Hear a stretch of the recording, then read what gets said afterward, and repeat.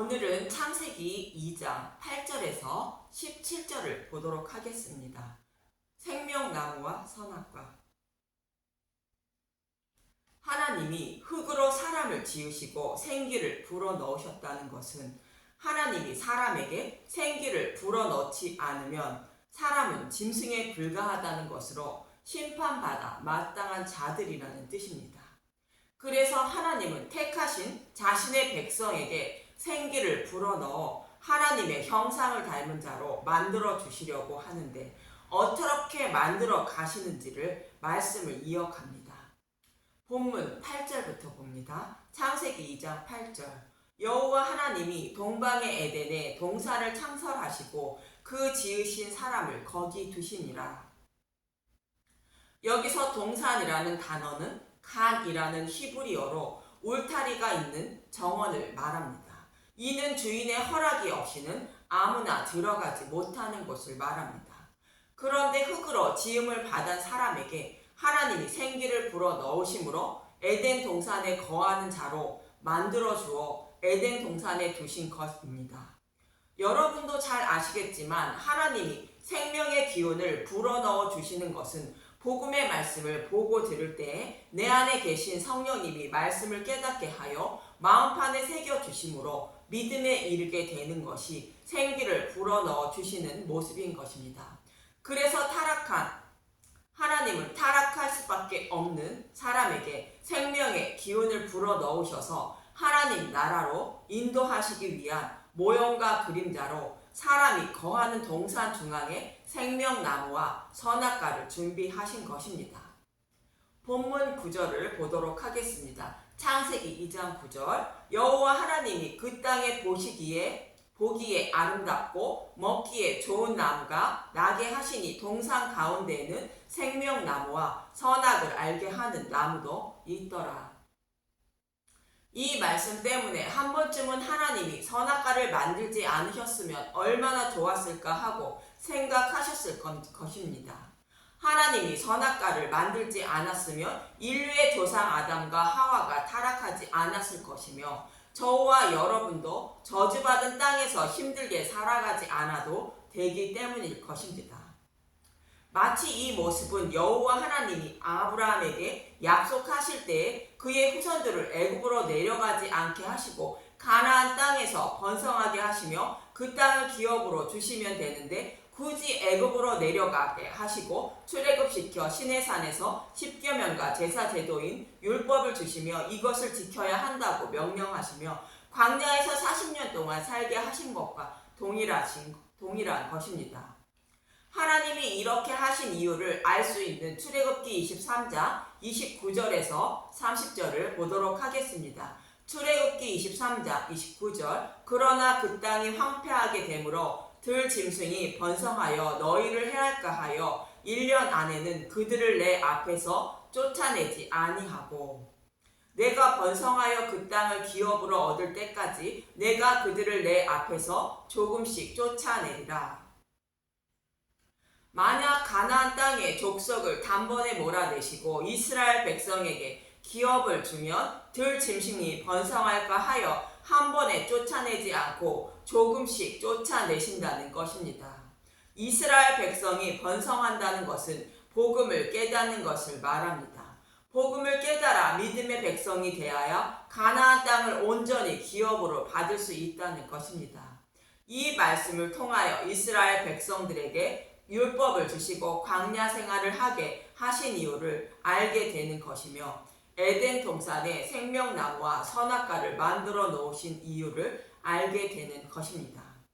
사람을 지으실 때 흙으로 지으신 것은 하나님이 생기를 불어 넣으시지 않으면 짐승에 불과하다는 이야기와 동일하게 이스라엘 백성들이 복음을 깨닫지 못하면 들 짐승과 같아 들 짐승들이 번성한다는 것으로 복음을 깨닫지 못한 사람이 번성한다는 뜻입니다. 복음을 알지 못하는 사람들만 번성하다가 심판을 받고 만다는 뜻으로 복음을 깨달은 만큼 쫓아내신다는 뜻입니다. 이 말씀처럼 에덴 동산에 생명나무와 선악과를 만들어 놓으신 것은 생기를 불어 넣으셔서 흙으로 만든 사람을 하나님 나라로 인도하시기 위한 것이며, 만약 생명나무와 선악과가 없었다면 저와 여러분은 먼지와 티끌에 불과하여 하나님 나라에 들어갈 수 없는 짐승과 동일한 자가 된다는 것입니다. 그래서 생명의 기운을 불어 넣으실 재료로 동산 중앙에 생명나무와 선악과도 만들어 놓으신 것이며, 또 이스라엘 백성을 광야에서 생기를 불어 넣지 않고 가나안 땅에서 살게 하면서 기업으로 주었다면 생기가 없으므로 짐승처럼 살다가 지옥불에 들어가게 되므로 생기를 불어넣어 주시려고 애굽으로 내보내신 것이며, 그들에게 생기를 불어넣으시기 위하여 시내산에서 율법을 곧 십계명과 제사 제도를 주시고 생명의 기운을 불어넣으신 것입니다. 그럼 생명나무와 선악과는 무엇을 의미하는가? 먼저 선악을 알게 하는 나무의 선악은 상하게 하다, 쓸모없게 하다, 괴롭히다 라는 뜻을 가진 라라는 단어에서 유래된 라라라는 히브리어로 나쁜, 악한, 해로운, 슬픔이라는 뜻을 가진 단어입니다. 선악과는 사람에게 나쁜 열매이며 악하고 해롭고 슬프게 하는 열매라는 뜻입니다. 그리고 생명나무는 재생시키다, 살게 하다, 생명을 주다라는 뜻을 가진 하야라는 단어에서 유래된 하이라는 히브리어로 살아있는, 샘솟는, 군대라는 뜻을 가지고 있습니다. 그래서 생명나무는 선악과를 먹고 슬픔에 잠겨 있는 자를 재생시켜 살아 숨쉬는 하나님의 군대로 만들어 준다는 뜻으로, 먼지와 마른 뼈와 같은 흙으로 만든 사람에게 생명의 기운을 주어 하나님의 군대로 만들어 주는 나무를 말합니다.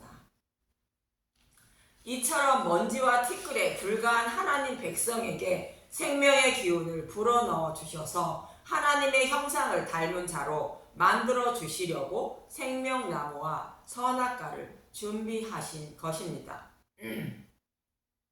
그럼 짐승에 불과한 저와 여러분에게 생기를 불어넣어 주시기 위한 생명나무와 선악과는 어디에 준비하셨는가? 저와 여러분에게는 하나님의 말씀인 성경의 말씀이 저와 여러분에게 있고, 그 성경 말씀 속에 생명나무와 선악과가 있습니다. 생명나무는 성경 말씀, 곧 율법 속에 감추어진 복음의 말씀을 말하고 있습니다. 선악과는 성경의 말씀인 율법을 말합니다. 그래서 하나님은 짐승에 불과한 자신의 백성에게 생기를 불어넣어 주심으로 성경의 말씀인 율법을 이스라엘 백성에게, 곧 하나님 백성에게 주신 것입니다. 이 성경의 말씀을 다윗은 시편 19편 7절에서 8절에 이렇게 말합니다. 시편 19편 7절, 여호와의 율법은 완성하여 영혼을 소성시키며 여호와의 증거는 확실하여 우둔한 자를 지혜롭게 하며. 시편 19편 8절, 여호와의 교훈은 정직하여 마음을 기쁘게 하고 여호와의 계명은 순결하여 눈을 밝게 하시도다. 다윗 당시에는 모세오경만 있었는데 이를 여호와의 율법이라 말하고 있고, 여호와의 율법이 죽어가는 영혼을 살린다는 것입니다.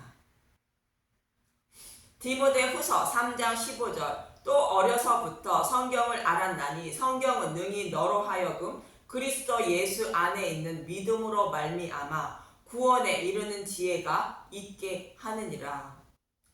성경의 말씀인 율법은 짐승과 같은 우리에게 생명의 기운을 주어 영혼을 소생시켜 믿음으로 구원에 이르게 한다는 것입니다. 이렇게 짐승과 같은 저와 여러분에게 생기를 불어넣어 주시기 위하여 생명나무와 선악과가 있는 성경의 말씀을, 곧 여호와의 율법을 저와 여러분에게 하나님이 만들어 주신 것입니다. 그리고 우리의 생명을 살리는 여호와의 율법인 하나님의 말씀이 온 땅에 흘러 넘치고 있다고 본문 10절에서 14절에 말합니다. 창세기 2장 10절 강이 에덴에서 흘러나와 동산을 적시고 거기서부터 갈라져 내 근원이 되었으니 첫째의 이름은 비손이라 금이 있는 하윌라 온 땅을 둘렀으며 그 땅의 금은 순금이요 그것에는 베델리엄인가 호마노도 있으며 둘째 강의 이름은 기온이라 구스 온 땅을 둘렀고 셋째 강의 이름은 히데겔이라 아수르 동쪽으로 흘렀으며 넷째 강은 유브라데더라. 에덴에서 흘러나온 물이 강이 되어 사방에 흘러 온 땅의 생명수를 공급하여 생명을 살리고 있는 모습을 말합니다. 이 말씀을 계시록 22장 1절에서 2절은 이렇게 말합니다. 계시록 22장 1절 또 그가 수정같이 맑은 생명수 강을 내게 보이니 하나님과 및 어린 양의 보좌로부터 나와서 길 가운데로 흐르더라. 강 좌우에 생명나무가 있어 12가지 열매를 맺되 달마다 그 열매를 맺고 그 나무 잎사귀들은 만국을 치료하기 위하여 있더라.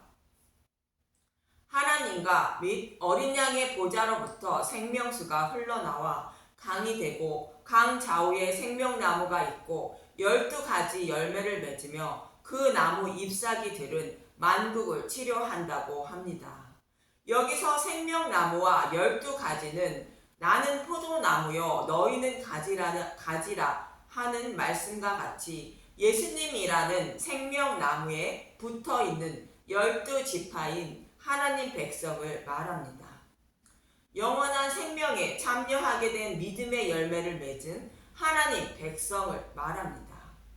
먼지와 티끌에 불과한 저와 여러분의 죽어가는 생명을 치료하여 주시는 복음의 말씀이 어린 양의 보좌로부터 강물처럼 흘러나오는 모습을 말하는 것으로 오늘 본문에서 에덴에서 흘러나오는 물의 모습과 동일한 말씀인 것입니다.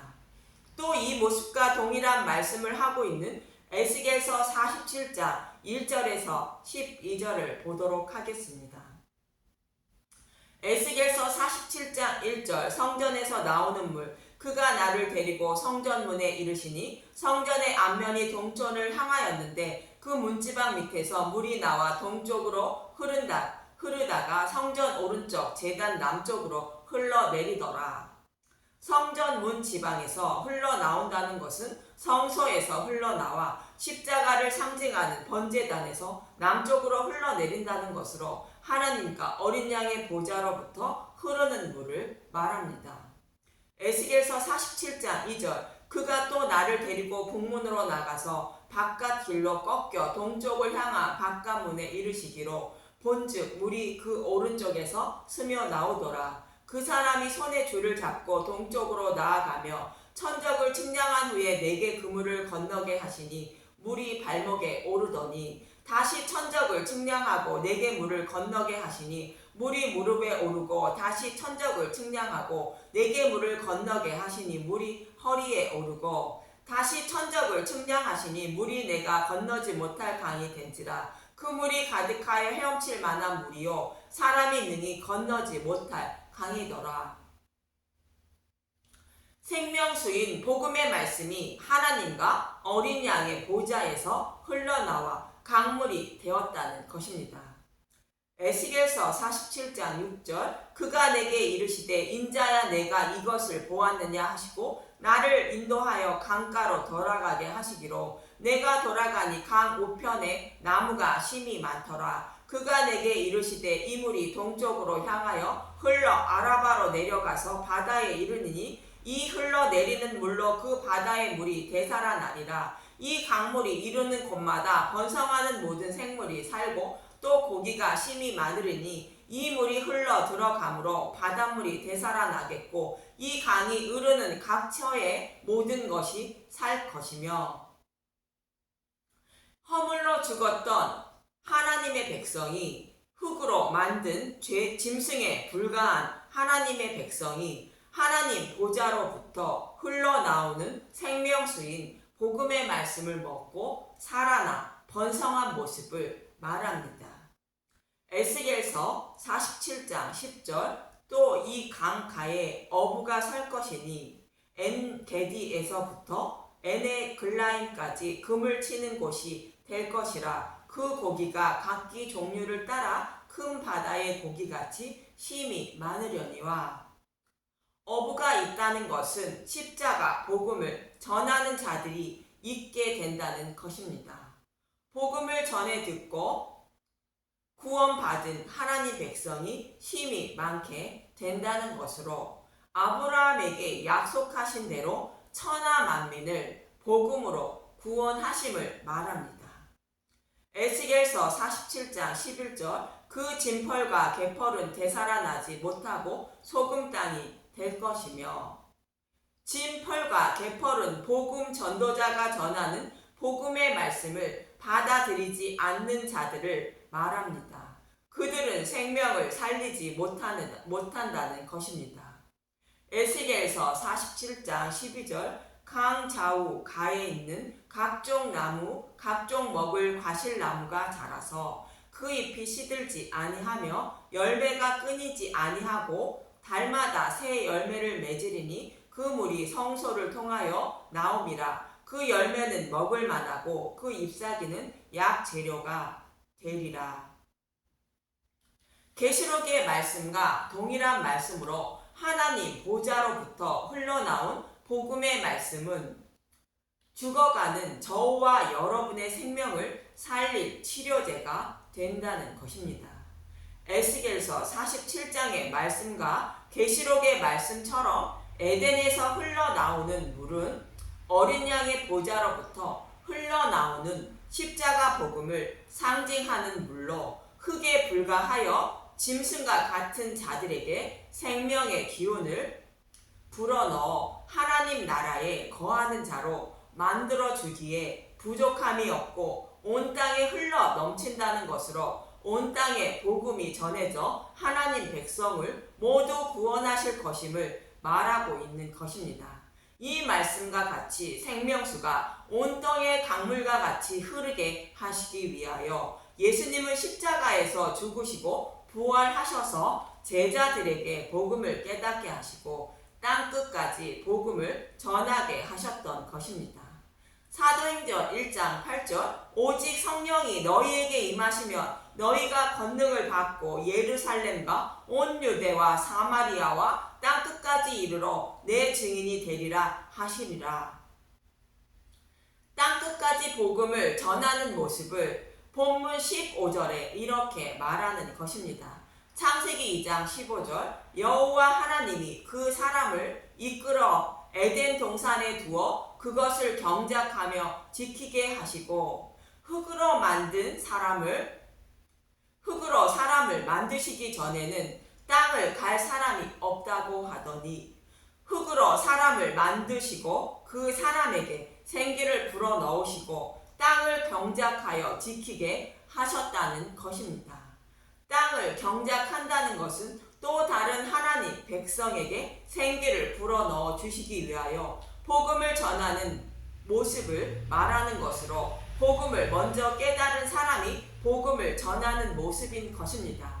이렇게 복음을 전해들은 자들에게 하나님은 경고의 말씀을 하시는데 본문에서 흙으로 만든 사람에게 하나님은 이렇게 경고의 말씀을 하십니다. 본문 16절에서 17절을 봅니다. 창세기 2장 16절 여호와 하나님이 그 사람에게 명하여 이르시되 동산 각종 나무의 열매는 내가 임의로 먹되 선악을 알게 하는 나무의 열매는 먹지 말라. 내가 먹는 날에는 반드시 죽으리라 하시니라.